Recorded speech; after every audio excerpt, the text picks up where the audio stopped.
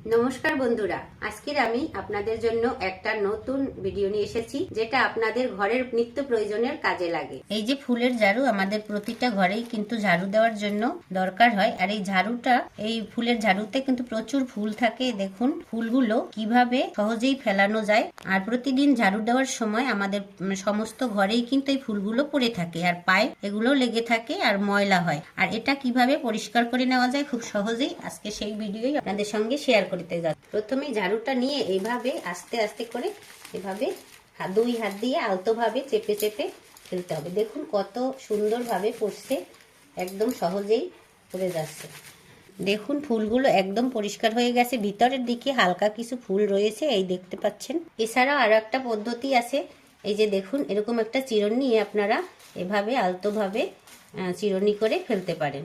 তবে আমার কাছে এর চেয়ে এভাবে করলেই কিন্তু হাতের চাপ দিয়ে দিয়ে একটু প্রেস করে নিলেই সুন্দরভাবে পড়ে যায়। চিরুনির চেয়ে এটাই ভালো হয়। আপনাদের যেটা ভালো লাগে সেটাই করবেন। তো বন্ধুরা, ভিডিওটি কেমন লাগলো? ভালো লাগলে অবশ্যই লাইক, কমেন্ট, শেয়ার করবেন।